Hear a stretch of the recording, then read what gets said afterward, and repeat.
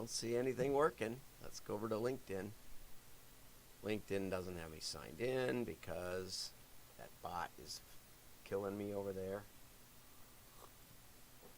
Periscope, nothing. I don't know why I even trust any of this stuff. It's just not working mostly. Okay, there. Let's see. No, I see. There it is. Okay, so I don't see any comments either on my comment thingy.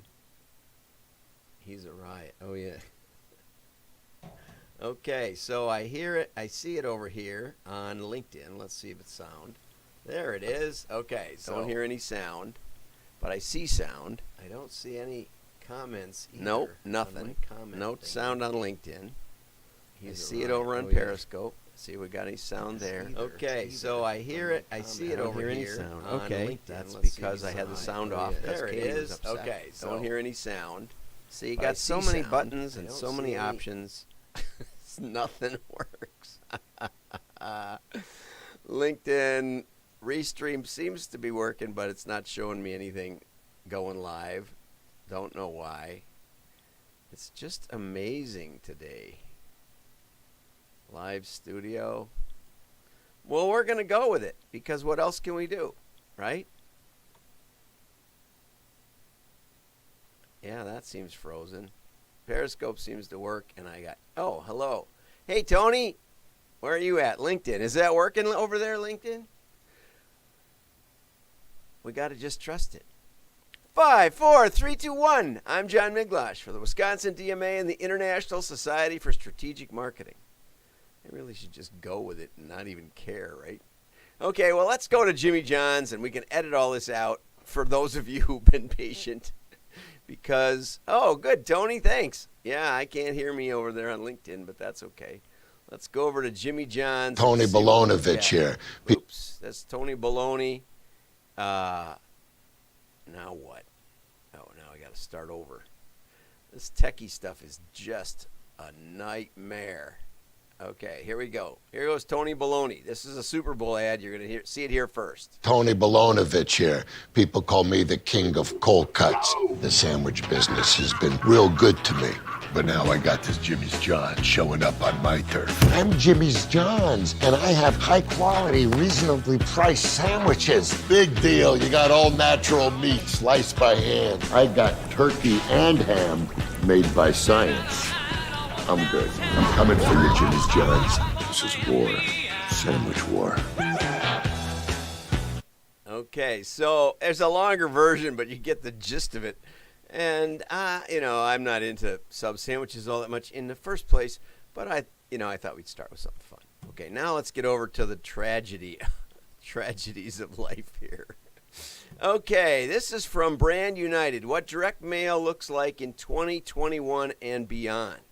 Okay, that sounds like a great thing. Oh, you might be wondering what this is below here. All you need is love. Okay, all you need is love. We're going to have another one of our little get-togethers. Okay, it's not a dating service. Don't get worried. We haven't redefined WDMA. I can't think of anything I could call WDMA that would have something to do with love and marriage or something. Yeah, marriage. Love and Direct Marriage Association. Anyway, no, that's not it. We're just going to get together and my style consultant will be hosting it, and she's really good so that I don't have to talk. You can come and talk to each other. It'll be a lot of fun. We had a great time at Christmas.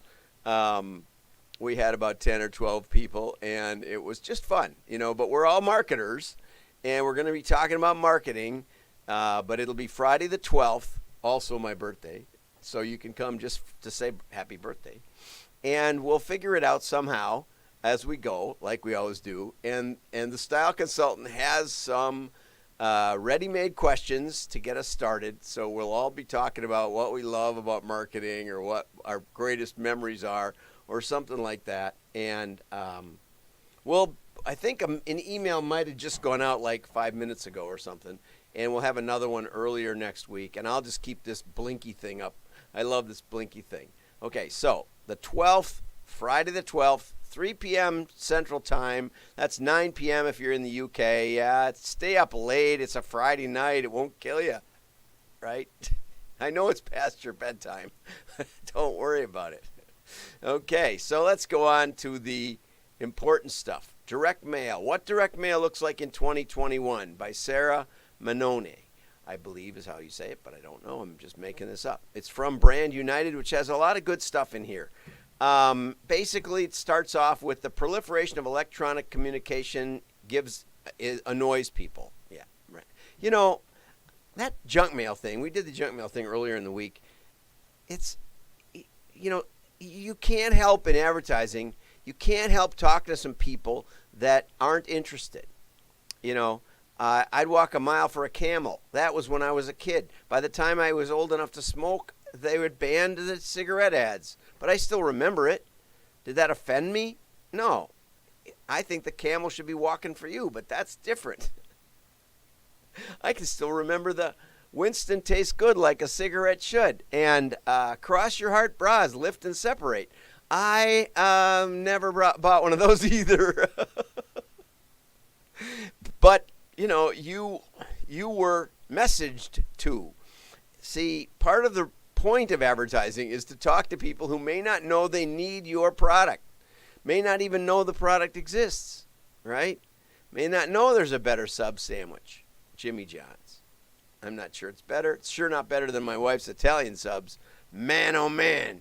But that's okay. Anyway, so don't worry that annoyance itself is not an argument for mail because it can be plenty annoying, you know. The solution, direct mail. Is that a problem? No, the problem isn't annoyance. The problem is ineffectiveness. Okay? You stop your digital and nothing happens. And you think, well, was it doing anything in the first place? Probably not. That's how you test. Okay? The physical mailbox is unsaturated. That's an opportunity, right? And 37% of people say they look forward to receiving mail. That doesn't matter either. You have to look at your mail for two reasons. One, because important things come like tax bills and utility bills still, for me anyway, but tax bills for everybody come in the mail, right? An occasional check, not very often. You probably get that direct deposited. But bad news can come in the mail. A subpoena, an overdue parking ticket, those tolls that you didn't pay because you didn't think they could tell because you had a rent car. And you get a bill for $600. That kind of stuff comes in the mail. You have to look at mail because there's still some things that could get you in trouble. Also, as one of my kids told me, I couldn't deal with mail when the lockdown started, so I just stacked it on my table. I've heard Napoleon did that. I've heard Napoleon didn't open mail for 2 weeks because most things weren't that important or were already solved. You can probably do that, but if you let it go long enough, you're going to have a very big pile. Even if there isn't much mail coming, you still have a very big pile of mail that you got to deal with. So you got to deal with it. There's no way around it. You have to deal with mail, right? Okay, so thanks, Ed. Okay, yeah. You have to deal with mail. So if you're going to deal with mail, you might as well deal with mail, right? Whether the box is full or empty, you still have to deal with it. Okay, now, here's another study. I always like it when someone says another study. Now, they do give a link. Is that licensed to say anything you want? A study says. Anyway, generate purchases 5 times larger than email campaigns. 5 times? Is that a credible number? No. Plus, on average, let's see, what is if I take all my mail costs, my style consultant writing the copy for my email, my $50 a month for MailerLite, my,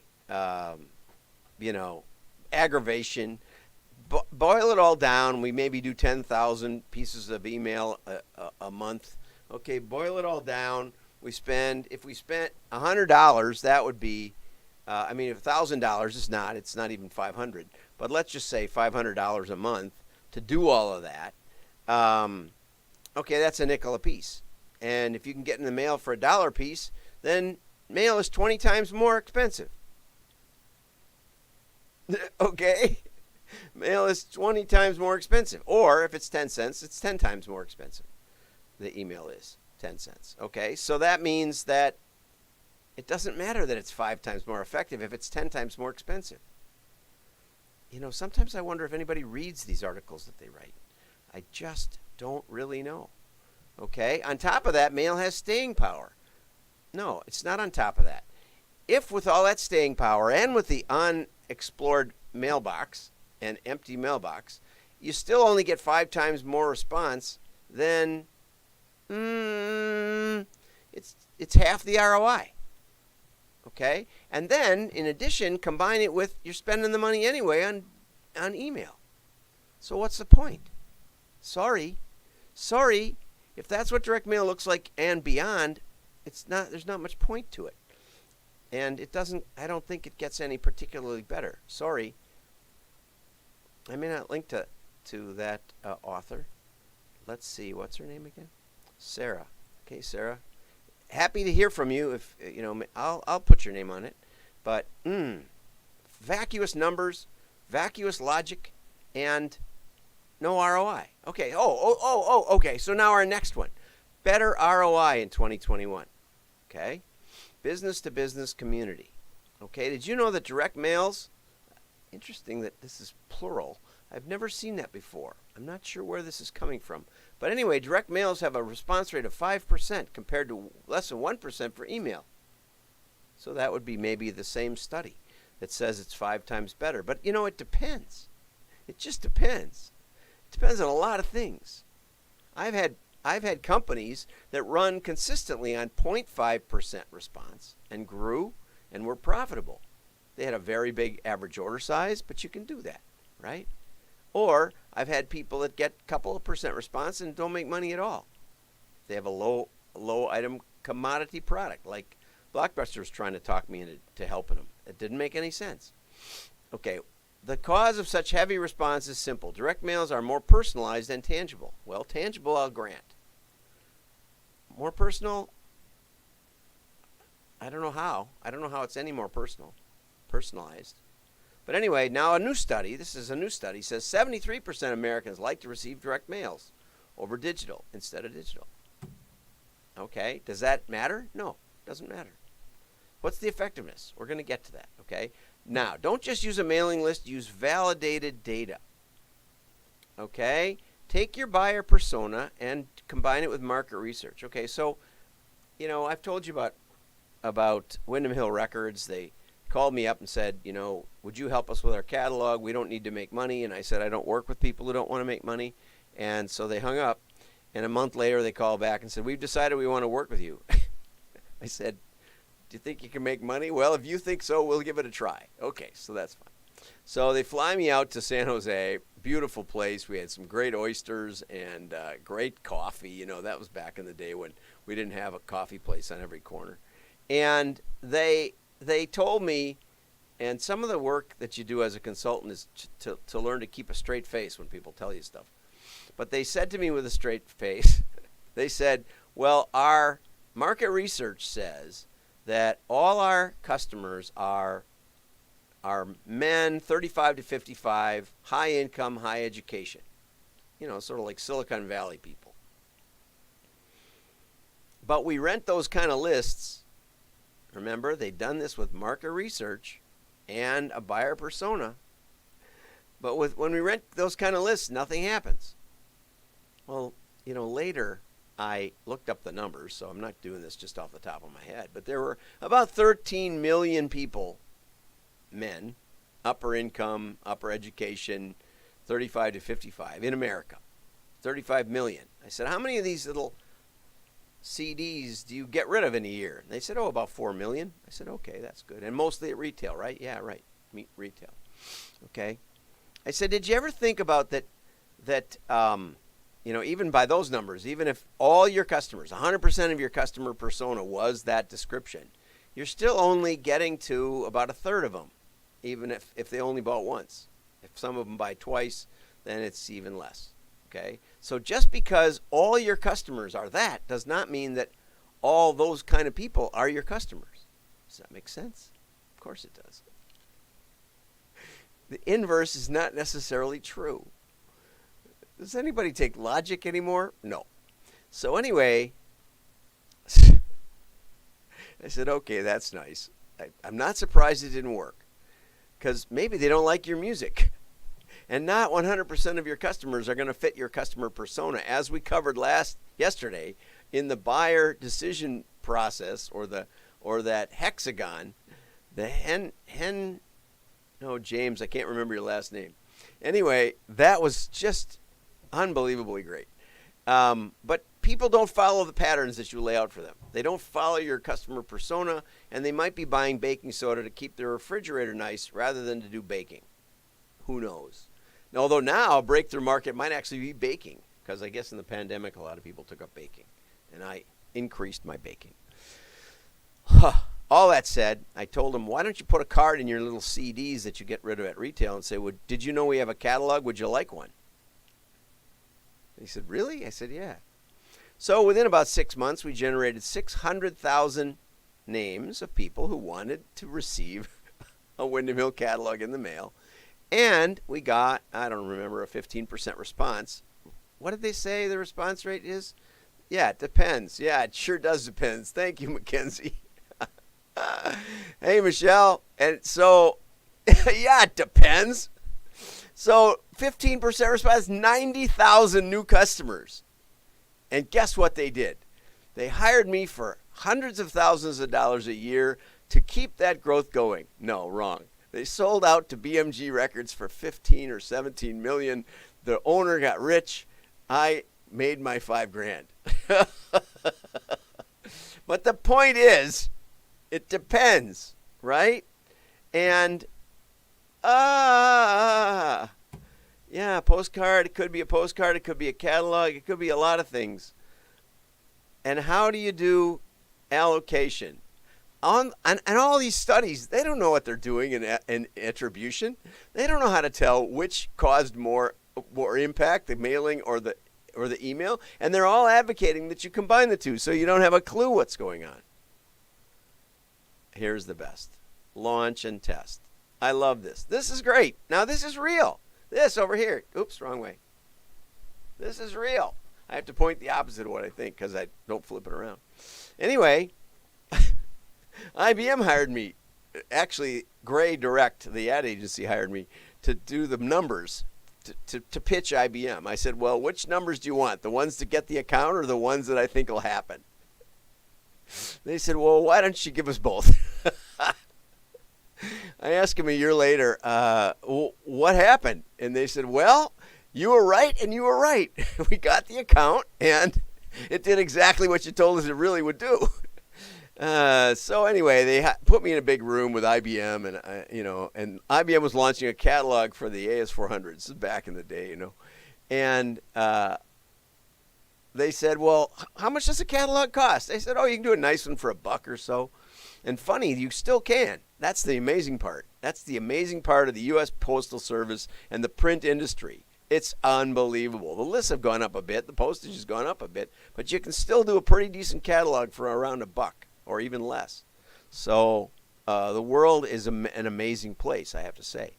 But anyway, so I said, oh, $1, give or take. You can do a real nice one for $1. They said, well, how many businesses are there in America? I said, 10 to 14 million, depending on what you count. Like once you get below 10 employees, isn't much, and you probably don't need to mail them. They said, you mean for 10 million lousy dollars, we can send a catalog to every business in America? I said, yes, I think you could. And I said, but, you might want to do test and rollout in that, make sure you have enough phone lines, make sure you have some inventory, to sell something. Oh, that's not our job. Our job is just to do the catalog.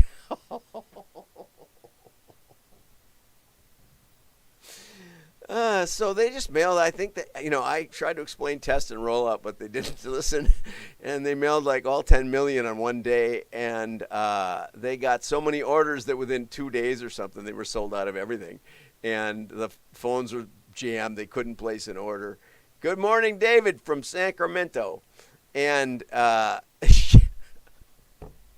it took them like 2 years to get any credibility back. And it's just, after a while, people gave up calling, So this is a very good lesson to know. Okay, launch with 10% of your mailing list, right? And here it says, experts say that your direct mail response rate should never be less than 2%. I don't know where this guy gets this stuff. Personalization is no more a choice, it's a necessity. Okay, now here's the bottom line on all this stuff. And that is not true either. Sometimes a title slug works better, as I've told you over and over. You know, when we were I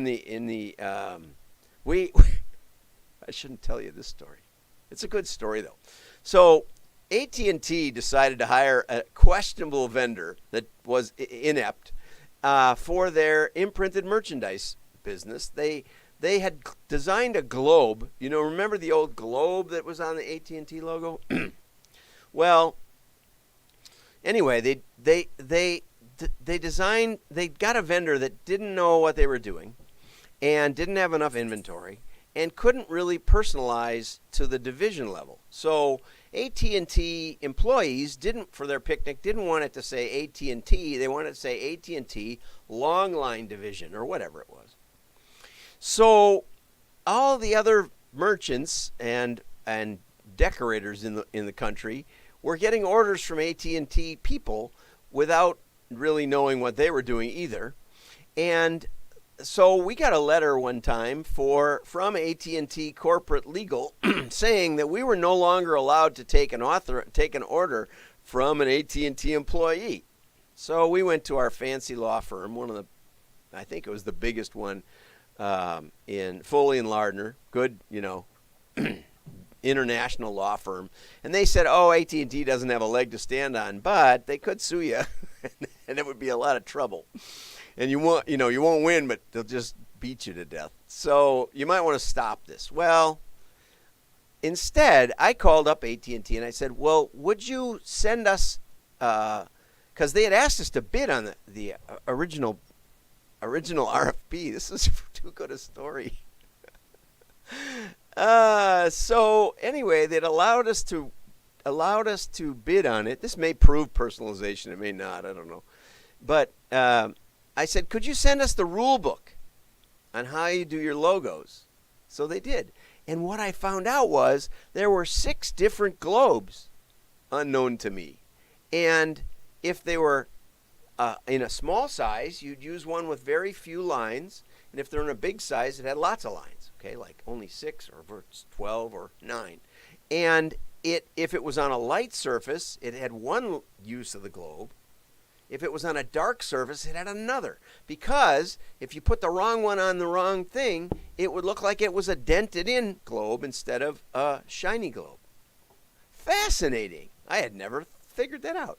So then a little while after that, we went to the National Merchandise Show, and half the logos on display were wrong. At least half. But half were reversed wrong. None of the decorators knew the rules. So I thought, marketing opportunity here. Instead of saying no, Foley and Lardner said we were going to do great. When we ran our lists, we had the Merge Purge company look for AT&T. Well, they didn't exactly look for it. They looked for a match. And so they said, "Well, can you give us a couple of versions of AT&T to look for?" So we looked in our computer of how AT&T employees had told us the name of their company, and there were 30 versions of AT&T. 30. Upper lowercase, periods in between, spaces in between, no spaces, 30 different versions of just 3 letters. Which just shows you what kind of nutty world we live in. Okay, so I said, well, if you ever, whenever, as we run the merge and go through all the addresses and see if there's matches, if you see any of those, put them to the side. And so we would put them to the side, and then in our mailing, we had a little thing that I wrote that said basically, AT&T employees, we know the rules. We'll make sure you don't get in any trouble.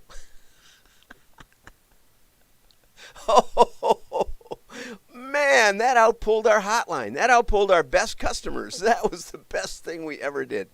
Was it personalized? No, it was generic. It was to anybody with AT&T in the name. Now, you can call that personalization, but that's a higher level of customized inkjet message than most of our other mailings got. So in a sense, in a sloppy sense, it was personalized, but it pulled like crazy. Okay, so personalization, and sometimes a title slug would outpull a person's name because they'd moved on to other jobs or other companies. Okay, and we talked about triggered response, and we're going to talk tomorrow about retargeting with mail. Gone are the days. I could use this as a heading for this show. Gone are the days when direct mail marketing was just a traditional way to send prospects Christmas cards. Use these tactics. What's the bottom line? Use mail and find somebody who knows what they're doing. Go to WDMA.org and you will find the event. It's up in the upper right. And find the event and send a registration so we know that you're coming. And you're not doing anything on Friday afternoon anyway. So take it. We guarantee it'll be less than an hour because the style consultant says she will. And so it'll be a lot of fun. We'll talk marketing. Where else can you do that? I haven't found anywhere. Okay? No big speaker, just really smart people, printers, USPS, knowledgeable people, and we'll have a great time. So go over to WDMA and subscribe, join, encourage us in our mission. Have a great day. Bye-bye.